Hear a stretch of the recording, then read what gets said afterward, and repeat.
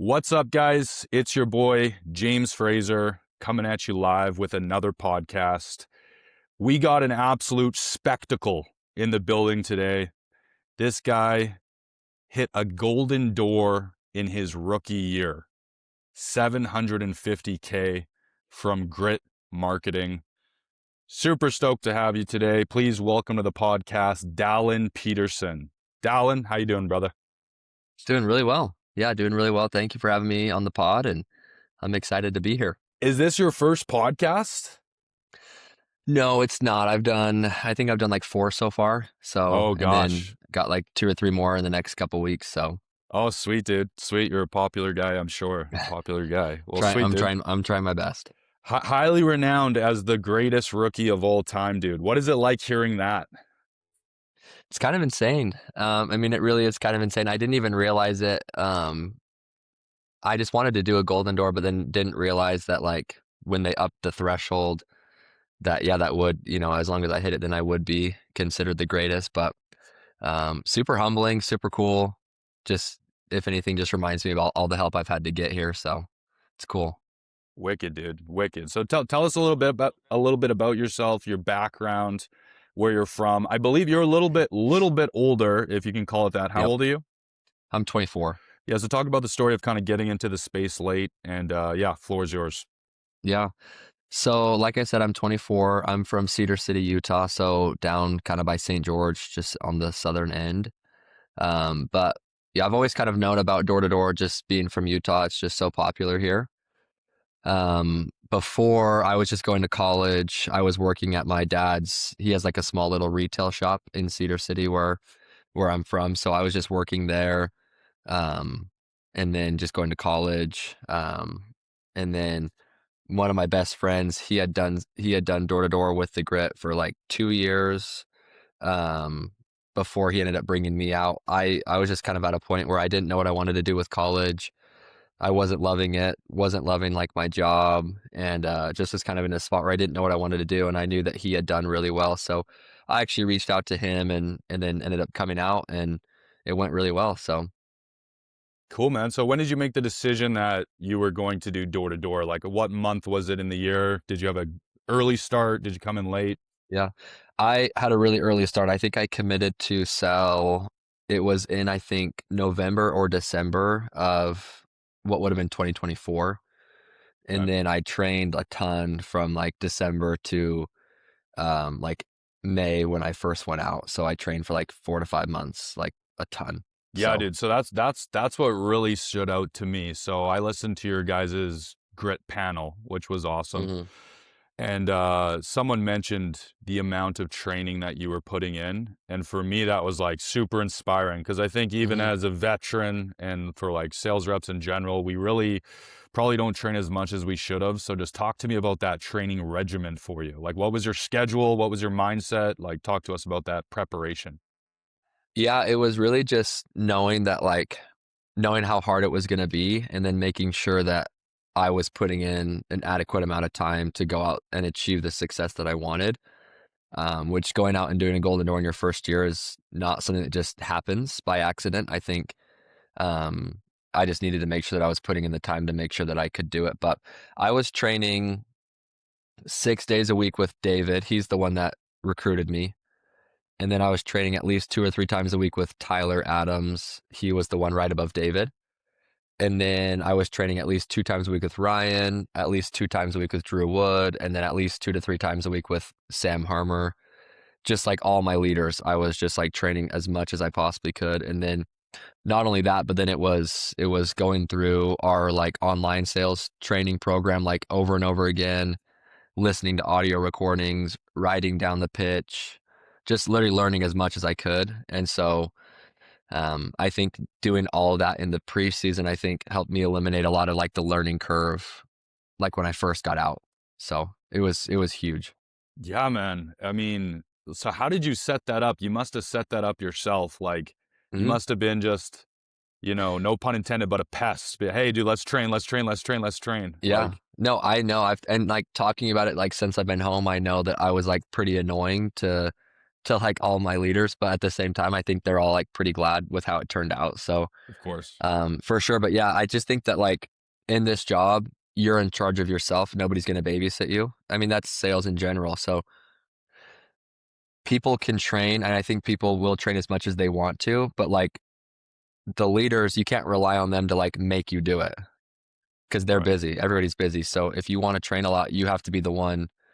I was constantly texting them and constantly calling them and constantly like reaching out to my leaders to like train more.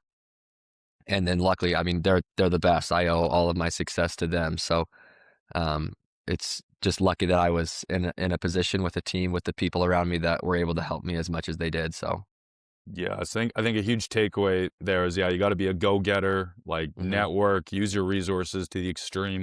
And then I loved what you said there about rewatch all your training videos. Like, don't just watch it once and look at it like a chore. You looked yeah, at it like an opportunity. You rewatched it. You took notes. You can't do enough of that stuff. What would you say moved the needle kind of the most in your training regimen? Was it the reading? Was it the role play? What would you say? it was for sure the role play.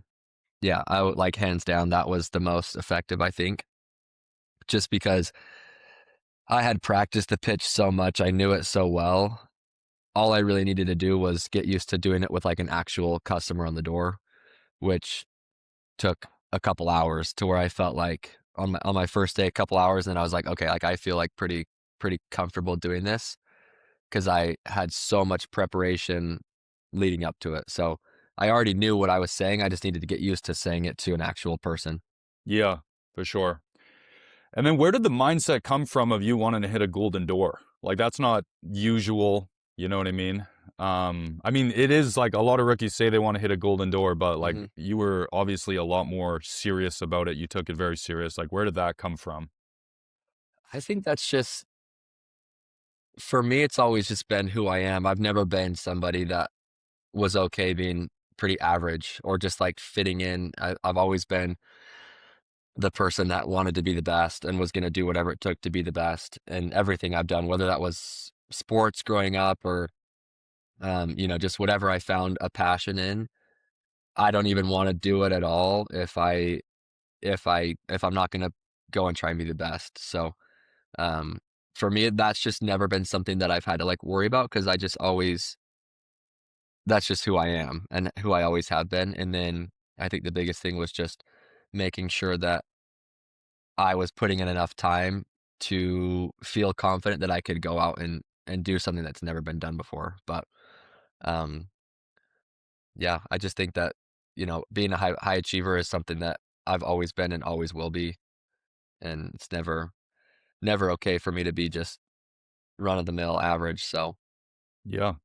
No, I think it's an ingredient to the recipe of a high performer is just the ambition to be the best. mhm. Just that kind of that. It's not about anything other than that. It's not about money.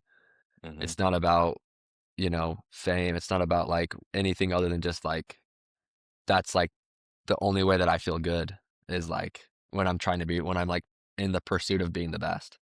Love So, that, man. Love that. Okay, so I'm curious. You train hard, like probably the hardest I've ever heard of someone training for an upcoming season.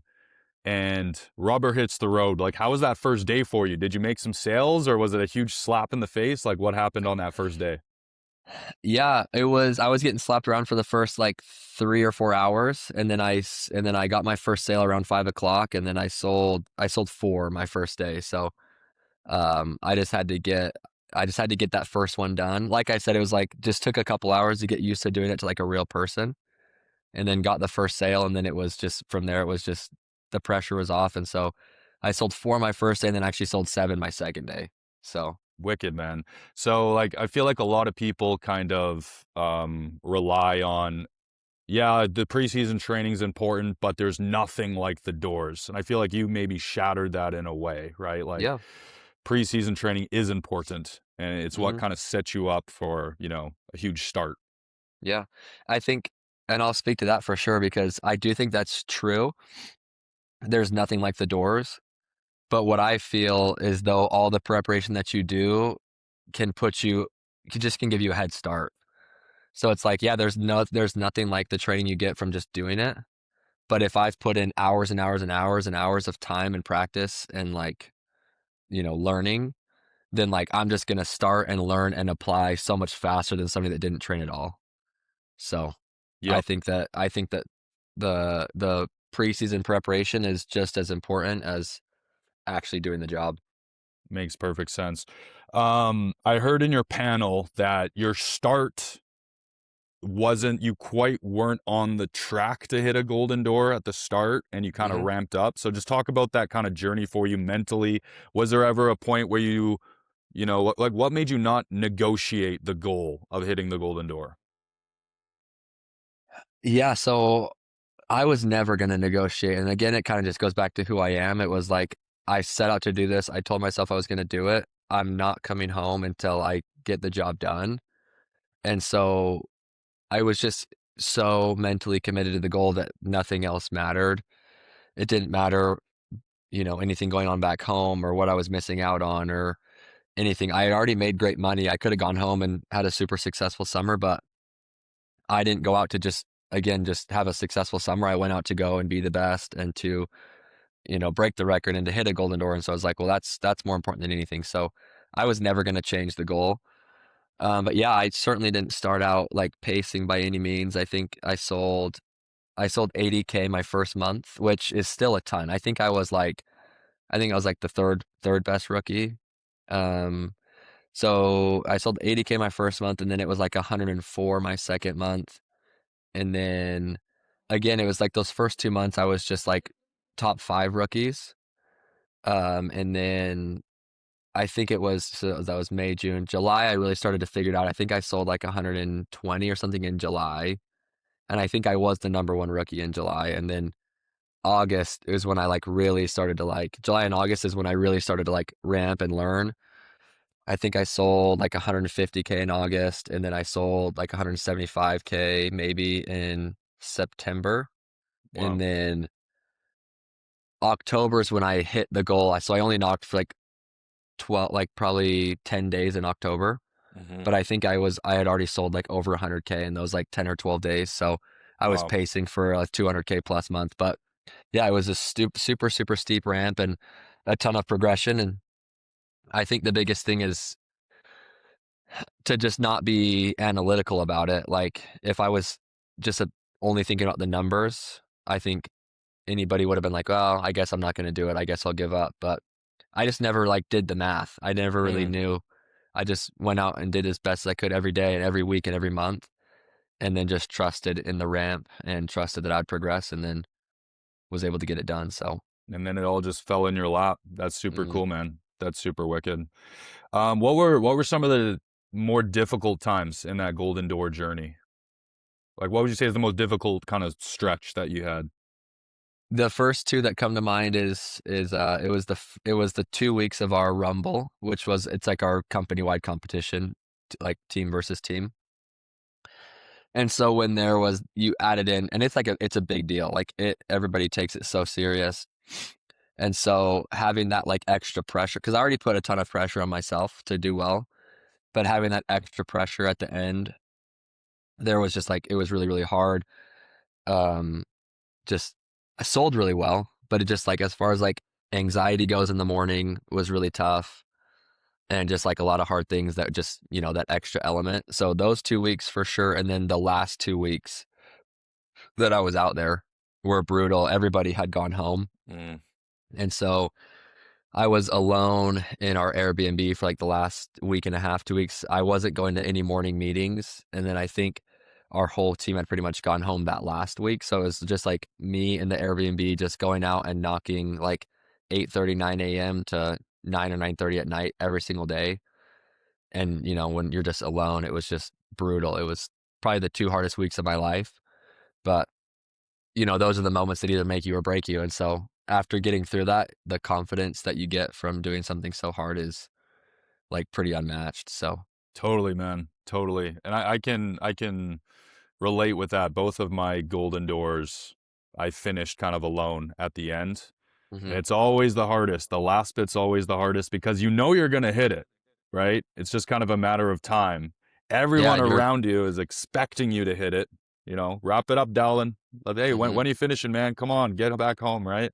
Mhm. And it's your mind starts playing a lot of tricks on you, right? Like it starts to play tricks on you, and it's a difficult time for sure. Absolutely. It was for sure the hardest 2 weeks of my life. But Yeah, no, awesome, man. Okay, let's transition little bit. I want to hear about your process. So let's get a little bit more tactical. Okay, we're mhm. gonna start off with the intro, the rookie Golden Door intro. So just your first 30 seconds, okay, and then we'll kind of break it down a little bit. So you ready? Yep. Okay. Okay, hit Knock, me knock, with a knock. knock, knock, knock. There we go. Knock, knock, knock. Hello, Hey, man, how are you? I'm good. What's up? Good. Hey, not trying to bug you. I'm Dallin. So I take care of like tons of these guys out here. I don't know if you know, like the Johnsons, we do the Taylors, we do like all your neighbors. Most people had like Terminex or Aptiv or Moxie before they switched over. Who do you guys have for the pest control? Yeah, we have Moxie. Cool. They do a really good job. Biggest difference is, and then I'm kind of just right into it. Cool, man. So it's very similar to the Cody Olive intro, the one he gave the Hmm. other day. That's wicked, man. So one thing that I actually wanted to quiz Cody on that I can talk to you about is you don't bring up the deal much, hey? Like the deal, the discount. Like talk to me about why you don't want to bring that up right away. So I think for me, it's not necessarily wanting to not bring it up, but what it is more so is just getting through the intro as quick as I can because the whole point is to get into the service. Mm, I'm not going to sign anybody up in the intro. mm-hmm, It's all going to come like service on. And mm-hmm, so obviously I want to just like get into that as quick as I can since obviously first impressions are big and people are quick to want to shut the door. So I want to get into why I'm there pretty quickly. And then I also like to use the discount to frame later on. mm. And so after I kind of get to the service, then I'll frame the discount and make it a today thing for them. And obviously kind of can use that a little bit different later on. So Okay, cool, cool. So at what point do you bring up the deal? Is it kind of just once you're wrapped up with the presentation and you're about to go into price? yeah, I would say typically it's after I've gone through my service portion before I talk about pricing and program. Cool, cool. Um, and then just while we're on the pitch, I want to ask you about your closing. So, Hmm. like, what's your kind of philosophy on closing? How many rounds are you going?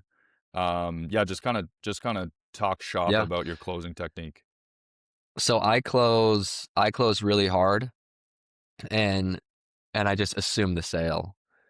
And so my whole process is essentially like getting through everything, asking for the deal, and then whether obviously, whether they say yes or they're probably gonna say no, I'm gonna kind of resolve their objection, get through it. I'm gonna close again, but I'm just gonna assume the sale. So it's a lot of just like, and then cool, what was your last name?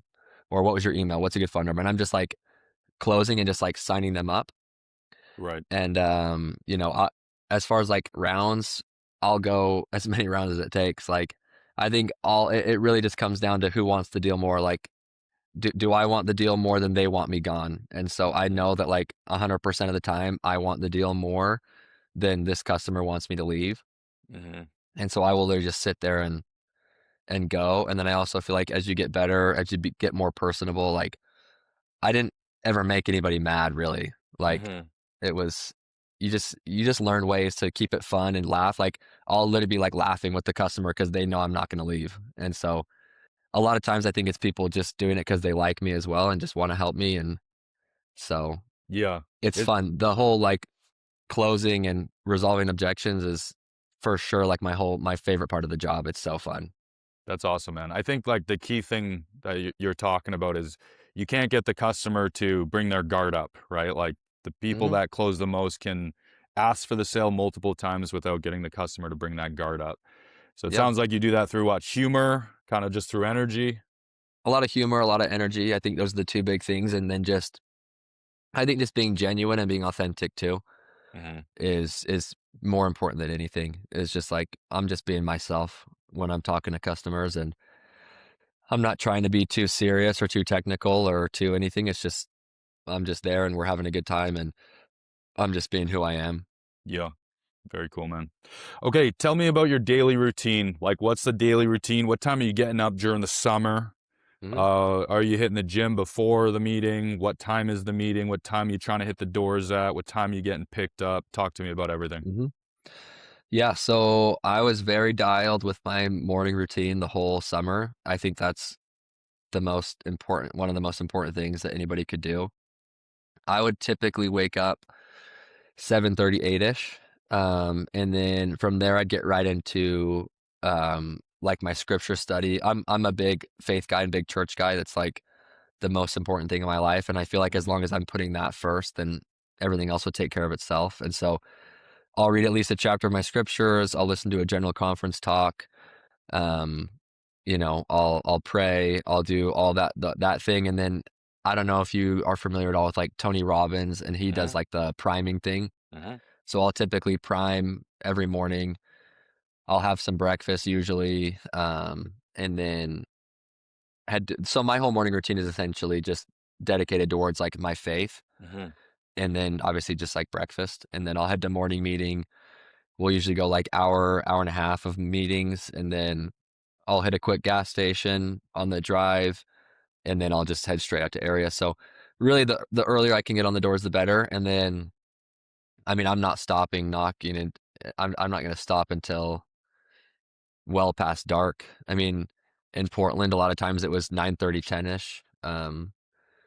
Even in Reno, even as it's getting later in the year and it's getting darker earlier, I'm still going to knock, as late as I possibly can because I've had some some pretty cool stories with saving a day, late at night and then go home, I'll usually stop and grab some food on the way home, just something quick, probably Chipotle. That's usually what I'll get every day. And then I'm pretty much getting home, reading another chapter of scripture, saying my prayers, and then going to bed pretty much right away, getting at least 8 to 9 hours of sleep every single night. Yeah, sleep's important, the most Yeah, important, right? huge. Hmm. Definitely. So, sorry, did you go to a morning meeting or for your stretch were you just hitting the doors right away? I missed that. So I did so all summer and then most of fall block I did. It was just the last like 2, 3 weeks that I wasn't. Got it. And that Yeah, was just because I wanted to get done before our trip to Africa. And right. so I actually hit it like 2 days before we left. And so those last 2, 3 weeks was just like all out sprint, just like everything left that I had in the tank and no meetings, just doors. But throughout the whole summer I was going to all the meetings. Cool. And I'm curious, what time did you guys run your meetings at? First one started at 10.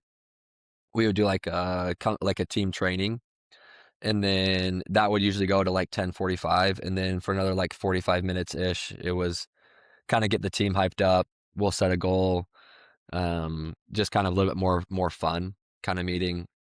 Yep. Usually get done 11:30, 12ish, and then like I said, stop and hit a quick gas station, and then drive out to area. Cool. I think a lot of reps will kind of argue like, hey, if I want to go for this big sales goal, I don't want to go to the morning meetings or the morning Hmm. meetings are holding me back. Obviously, you went to every single one, you hit a golden door. So, what's your kind of mindset towards that? It might be a little bit different than other people. I think the hardest thing about this job for me is how alone I feel. Like I get pretty lonely.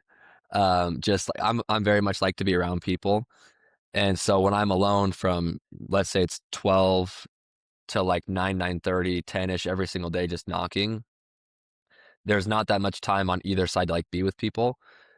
And so the morning meeting for me was actually like I liked going because I got to go and be with people and see my friends and have fun and laugh and do that kind of stuff. And so that I think was like a big thing as far as just keeping me in like a good headspace throughout the Mhm. entire summer and fall.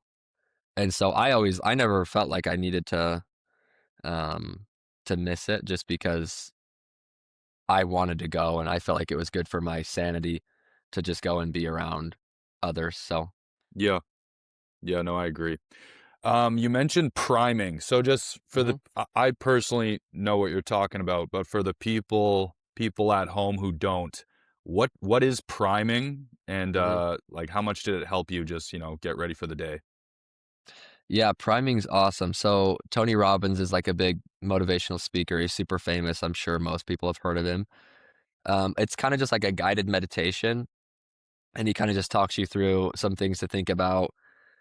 It's essentially just a way to get in like a really, really like grateful mindset. And so I always felt like as long as I was, super, super grateful all the time, that's what helped me kind of feel the best at all times.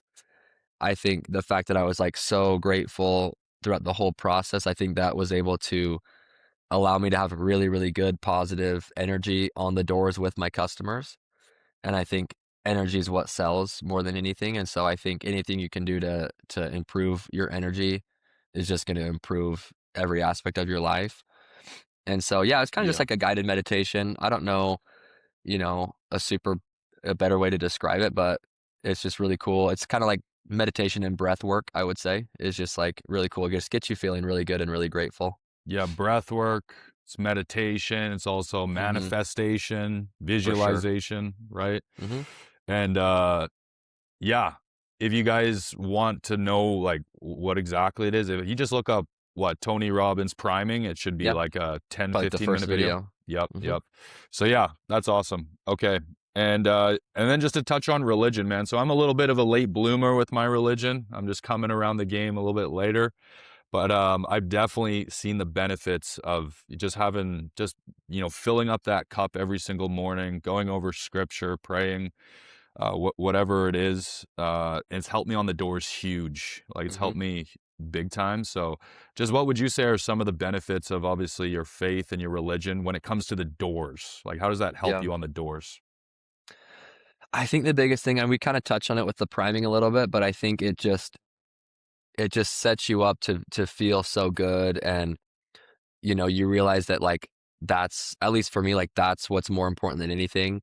Like I would give up every dollar, everything I've ever earned, all the skills. I would give it all up to keep my testimony because I feel like that's is more important to me than literally any aspect of my life.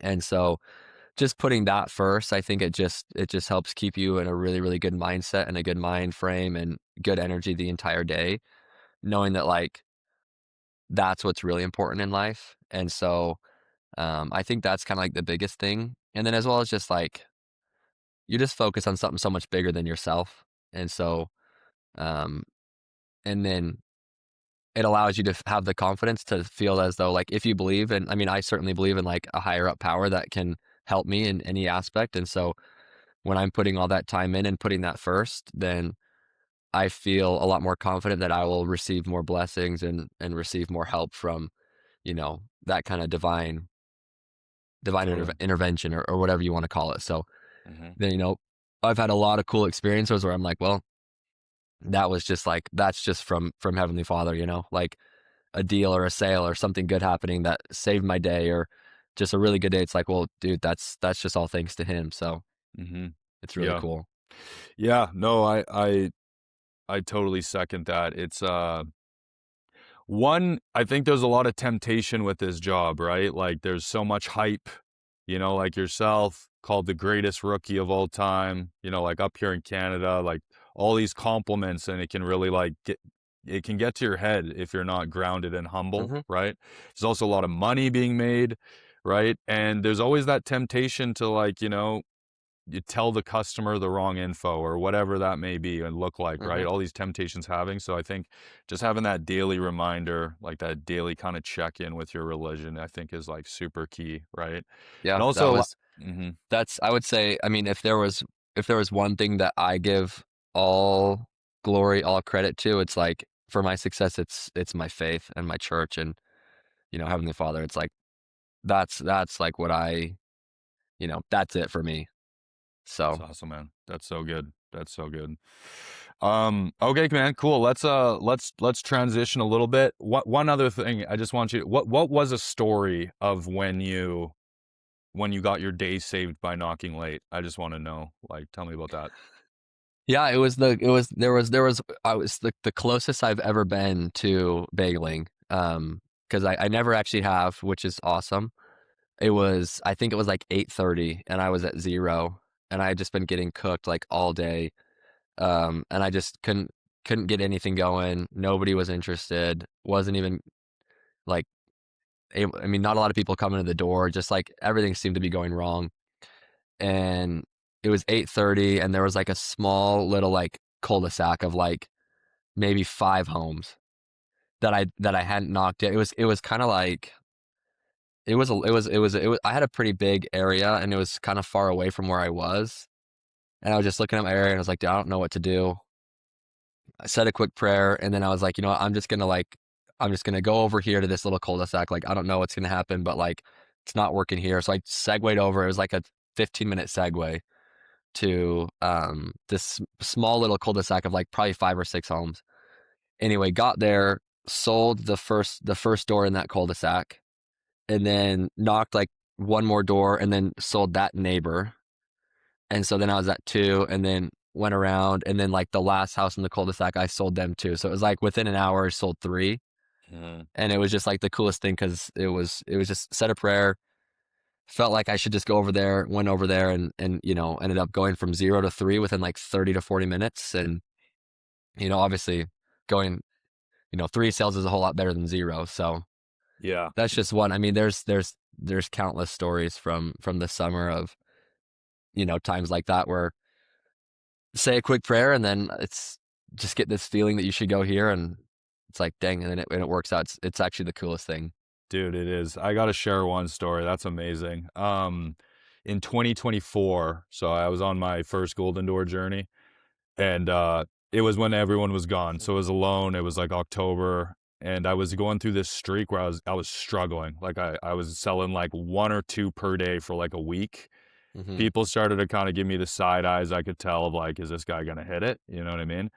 And I was just struggling, and I was out there on a day, and I was like just grinding, no sales. I was on a bagel. It was getting pretty late, and I was just like, got to the point where I was almost like holding back tears. I was like, Hmm. dude, I'm gonna like maybe bagel today.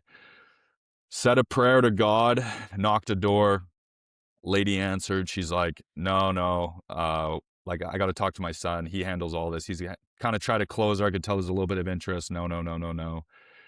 And as I was walking away, right, son comes home late, like he's not going to be home, so as I'm walking out of the driveway or down the stairs, the porch stairs, I knock over a plant by accident. Dirt now all over the porch, right? Hmm. Oh, I'm so sorry, miss. Do you have a broom? Start sweeping it up. I'm just like, dude, like brutal, right? Like now I got to sweep up this dirt. Like this is brutal. Sure enough, like took me like a good like 2-3 minutes to sweep up the dirt. As I'm sweeping it up, car pulls up. It's the son, right? Hmm. Racked him a bunch of different times. Ended up getting the deal done, but for me, it was just like, you know, I know you probably shouldn't call it a sign, but it was pretty cool, right? So Yeah. those kind of moments No, happen. it's amazing. That's awesome. Yeah, dude. That's really cool. Yeah, man. No, it's definitely a hack when you have God on your side with this job, right? So that's amazing, dude.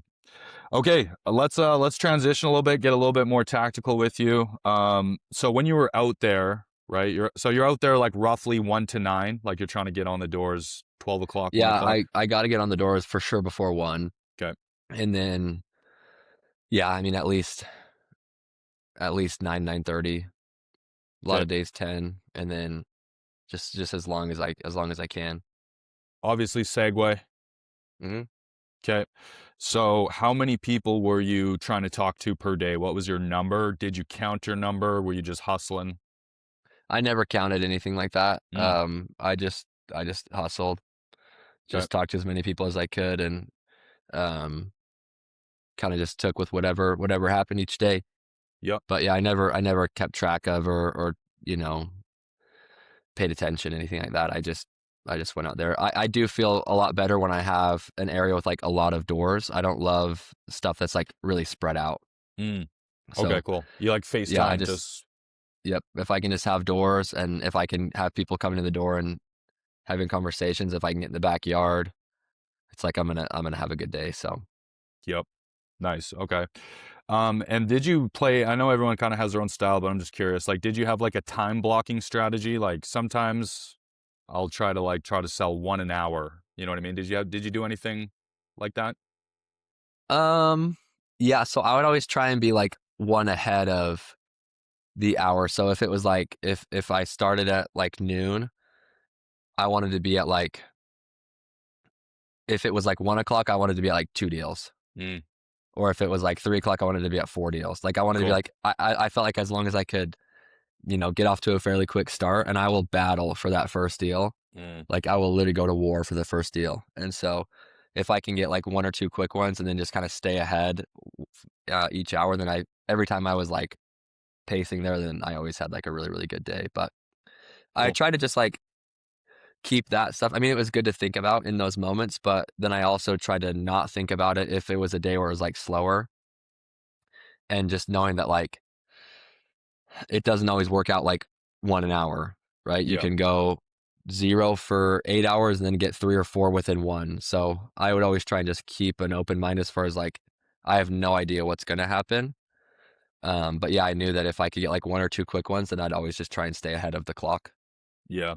And I think what you're trying to create there and what top guys are trying to create when they do little fun stuff like this, it's not so much about the exact strategy, but it's about just having that sense of urgency, right? That Hmm. sense of urgency all the time, right? Yeah. I used to do stuff like I didn't do it this past season, but I used to set like an hour on my Apple Watch, and then that would just kind of be that reminder of like, hey, you're hustling for one, right? You need one Hmm. in the next 20 minutes here, right? So keeps you on your toes. What about managing your area? So what was kind of your strategy in did you go to like you get dropped off at 1 o'clock? Like, are you going to the houses where you know people are home, two cars in the driveway? Are you knocking every single door? How did you like to do that? When I first started, it was like kind of overwhelming for me to think about like doing different things. So when I first got out, I would just knock every door. And then I think as I got more and more comfortable and confident, I would start first couple hours just hitting signs of life. So just like a car or two in the driveway, looks like people are home, and then would kind of like loop back around. And then I think um, when I started to, that's what really changed for me when I started selling like a lot was managing my area and then knowing how to like manage my area over the course of like 4 or 5, 6 days. And so that was like probably the biggest game changer was when I first started, I felt like if I had a day where I sold like 8 or 9 or 10, I felt like that was like all of the deals in the area, so I would try and get a new area. Mhm. And then it really didn't click for me until Cody started to manage me when we got to Reno for our fall block season. And it was like, oh no, like I should like farm my area and I should stay in an area as long as I can. And so that's what really started changing was I would stay in an area for sometimes 5 or 6 days. Sometimes the whole week I was in one area and just collecting, which I wish I knew that all of, the summer, because I would just feel like if I sold really well, then that was all the deals and I had to get new area. Right. So, how did you know kind of when it was time to leave an area? Like you throw down in an area, you got 40 sales in that hood. For me, like I always found there was like a day, and I got better at it as I get more experience, but there was a day where it's like probably should have picked a new area today. Like I've Mhm. gotten majority of the deals in here.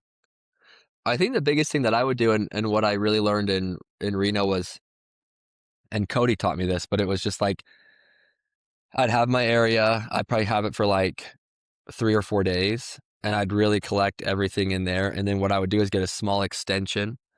So then I'd start and spend most of the day in the new extension. And then during prime time, I'd go back and hit again back to the old area and Mm, just go collect a few more.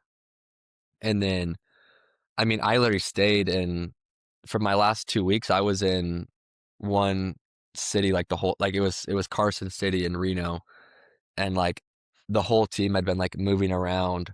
I guess it wasn't the last 2 weeks, but the whole team like kept moving cities and kind of was like moving around. And Cody literally just kept me in Carson City because I was doing well. And so I think the big thing is just like, just keep getting like little extensions and then knowing that like you can kind of keep coming back. And then just you know, sorry, I just saw Cody and so I kind of lost my train of thought there. But what's up, um Cody? yeah, there he is. But but yeah, it's just I think you never know. And yeah, there could be those days where it's like you maybe should have got new area, but the new area could have been worse. So I never try and think about that too much. I'll just go, go, go, stay in the area as long as I can, and then um, kind of just feel it out. Yep. Yep. There's an And a lot art. of that comes from, I will say, a lot of that comes from just like Cody was helping me so much. He would kind of just tell me, is it time for a new area, or is it time, or should I go back? And then I think the biggest thing I do well is just listening to what I'm told. Mhm. So like Cody would tell me to go back and I would go back, or it's time for a new area and I'd get new area. So if you Nice. trust in your leaders and have good leaders, then it's easy just to be like, well, sounds good. Just tell me what to do and I'll do it. Yeah, just be coachable. Hmm. No, amazing.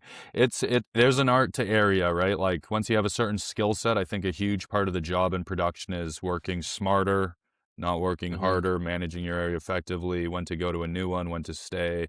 So yeah, I think it's something that's not really spoken about. So I think that's valuable. You speaking about your strategy there. Hmm. Um, okay, cool. So I want to talk to you like you just finished your rookie Golden Door. Cody hinted at it a little bit, but like, what's your goal for the upcoming season, and what's your kind of vision in this game for the next 5 years?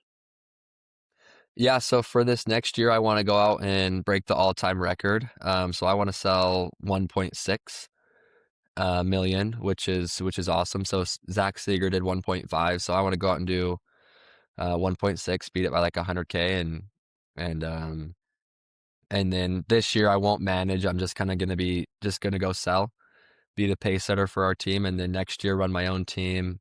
Hopefully the year after that have a few teams and just kind of grow from there. But this will kind of be like my big year to go out there and do it as big as I can, and then after that, probably just just Golden Door or million each year after that. So Nice. Are you gonna break Cody's record?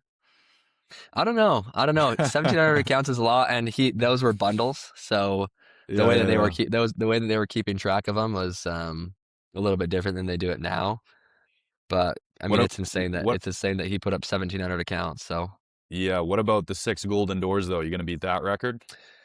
I hope so. I hope so. I'm gonna try and hold on to knocking and selling as long as I can. So it kind of depends on how recruiting goes. If I'm managing multiple teams in my third, fourth year and it's blown up really, really big, then I don't know. It just is going to depend. But if I have the ability to knock 6 full summers or 7 even, then yeah, I would for sure. I would love to break Cody's record. You might. So Then he's gonna come back out of retirement, snag another few. yeah, maybe that's what I have to do to get him on the doors full time again. There you go. Yeah, Break his no. record. I find it super inspiring, like Cody just putting up like 6 Golden Doors in a row in terms of like, Hmm. staying in the game. So I could just imagine, like, just tell me, like, what has he done for you, and what has your leadership done for you? Like, I'm sure you give him huge Hmm. props to you hitting this goal. Yeah, just absolutely everything, and everybody played a different role. And I mean, David, the one that recruited me, he was just, if it wasn't for him, I don't even know if I would have made it. The talks that we had, the way that he was there for me, like so many times, and then same with Tyler Adams, both of them just being there for me. Tyler even stayed out like an extra 2 or 3 weeks after he hit his goal just because he wanted to be there for me. And so, he stayed out as long as he could just to help me. And then with Cody in Reno, I actually had never even met Cody until we moved markets for fall. And the way that he just took me under his wing and helped me and coached me, and it was like that's where I feel like I really learned how to sell, like where I felt like I could go in any area at any point. You could put me wherever and I could go and sell no matter what. That's when I really feel like it clicked, was with his coaching and his leadership. So I owe so much to him, and then Ryan Jenkins and Drew Wood. They were our two managers in Portland, and just the way that, they were there for me and taught me and helped me, and just being friends as well. I mean, these are my best friends. I see David, Ty, Drew, Ryan, Sam, Adam, Quentin, like all these guys every single day. So it's just, to have best friends that I work with every day is that's the real blessings. It's like that's the real benefits that come out of this job. So Totally, man. Totally. Sounds like you fully understand the opportunity, man. It's the best job in the world. We can both agree yeah, on it that. is. I just want to ask you, just for the people at home listening, like, as a rookie, what separates you from the other 99.9% of the industry? Like, what would you say are the key things that make you different? I think the biggest thing is honestly just like the preparation I put in for sure. I think that's obviously, I mean, I don't know, but I'd probably be willing to bet that there's probably never been a more prepared rep ever. And so I think when you're doing things that have like never been done, I think it's a lot easier to go out and expect results that haven't happened. Um, so I'd say the preparation that I put in, but then also just like the obsession and kind of just the insanity and like the extreme self-belief and confidence that I have in myself. I think that's just something I've always had. And I think when you pair obsession and hard work and extreme self-belief and motivation and discipline with extreme hard work, I think when you pair those two together, then that's when like really big things happen. And so I think a lot of people want to have those two things, but it's just like, are you willing and are you going to be disciplined enough to pair them together? And, if you can do that, then I just really feel like the sky's really the limit for any of us. Well So said. Well said, Dallin.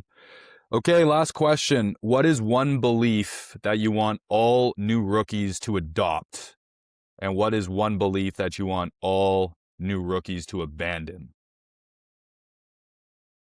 I think to abandon, I think that, rookies should try their best to abandon any negative beliefs or any like self-doubt as much as you can. I think it's okay to be like afraid and nervous.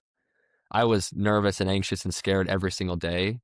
And I'm even more nervous for next year than I was for this year. I think that's totally okay. But if the doubt is creeping in, that's where like the problems arise. So, if we can get rookies to, I'm trying to get all my rookies to eliminate anything and really just fully be bought into the sky really is the limit if you're willing to put in the time for it. And so eliminate that and then, you know, to adopt, I would just say that preparation is key. I know that's kind of like one of the biggest things for me. I know we've talked about it, but I just know that a lot of rookies don't think that the training in the preseason actually matters. And so hopefully if people take anything away from like my story, it's that preparation really does matter. So the more you can do, the more confidence you'll have. And when you have the confidence and the self-belief and you work really hard and you're obsessed, then, like I said, then why not be able to go out there and expect to crush and maybe even do things that have never been done. Amazing, dude. Amazing. Dallin, it's been a great podcast, brother. Action-packed, value-packed. I'm super excited to see what you do inside of this industry. Super excited to see your journey to 1.6. You're going to be at Door-to-Door Con? Yep. Of Yep. I'm actually, course. that's my 3 o'clock meeting is they're going over Oh, like yeah. what to do. I'm on So the same one, dude. I'm on there the we same go. one. There So we we'll go. hop on So that call. we'll But be yeah, bro. there. Bro, Okay. great Hey, meeting you. And good to meet yeah, you. where can the people find you? Yeah, my Instagram handle is just Dallin_Peterson. And so you'll see in my bio it talks about golden dooring and rookie and that kind of stuff. So you'll know that it's me. But Instagram is kind of the biggest way that I communicate and the best place for people to reach me. So just shoot me a DM. I'm public, so I'll see it and Beauty. yeah, we can get in contact. So Beauty. All right. Thank you, Dallin. Thank you guys for listening to another episode of the Northern Knock. We'll see you on the next one. Peace. thank you.